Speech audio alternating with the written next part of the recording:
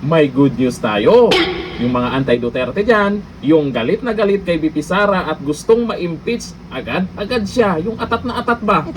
Ito, ang balita ha, galing sa Supreme Court. Breaking! Supreme Court, pinagtibay ang pagbasura sa impeachment kay BP Sara Duterte. Malinaw! Masakit sa tenga ng mga anti-Duterte yan ha. Ulitin natin. Supreme Court, pinagtibay ang pagbasura sa impeachment kay BP Sara Duterte. Nako, yung mga balimbing dyan, mag-umpisa ng magtalunan. Malamang, pinagtibay ng Supreme Court and bank sa unanimous vote ng mga maestradong lumaho ang pagbasura ng may finality sa impeachment complaint laban kay Vice President Sara Duterte.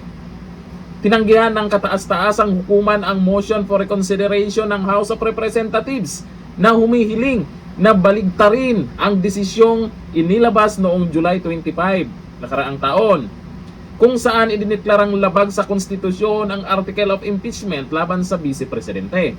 Ayon sa Korte Suprema, bawal na sa ilalim ng saligang batas ang ika-4 na impeachment complaint na inihain at ipinadala sa Senado noong February 5, 2025. Ito ang mahalagang paglilinaw ng Korte Suprema. Una, ang unang 3 impeachment complaints ay itinuturing na initiated kahit hindi na isama sa order of business sa loob na itinakdang 10 session days. Ikalawa, nilinaw ng Korte na ang session day ay tumutukoy sa calendar day na may session ang Kamara, hindi simpleng legislative day lamang.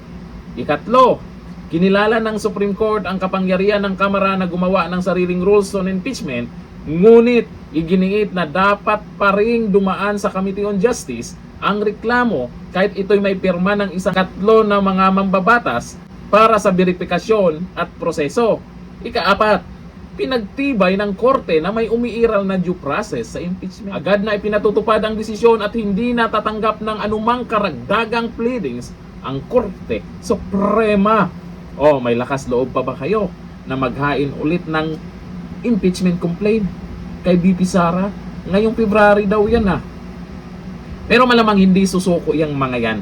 Pero ang kagandahan lang po ngayon, kung mayroong maghain man na panibagong impeachment complaint ngayong February kay BP Sara, tapos si Marcos Jr. ay may impeachment complaint din, makukumpara ng taong bayan yan kung sino dapat ang ma-impeach sa kanila. Kung kay BP Sara man ang pag-uusapan, nako, unahin nyo muna yung kasama nyong mga buhaya diyan sa Kamara. Bilyon-bilyon di umano ang pinaldo sa maanumalyang flood control project ha. Dapat muna may managot dyan. Napakagandang balita to na kung saan ay talunin nyo na lang si BP Sara sa 2028. Sanid puwersa daw di ba? Sabi ni Trilele. No, basta yun daw yung pangalan yun yung kasing mga nagko-comment yan Ayun dito sa mga nag-comment ha. Sabi ni Zian Hernandez de la Vega, aray mo, Trillanes. Nakasar pa itong mga tuwa. Sabi ni Emmanuel Gats, next president, si BP Sara. Masakit sa tainga ng mga anti-Duterte yan ha. Sabi ni Robert Bobby Villaruz, oh, may iiyak na. Sabi ni Florante Reginaldo, iiyak ka na. Ano namang may mag-iiyak ka na naman dyan. Hanggang dito na lang, thank you.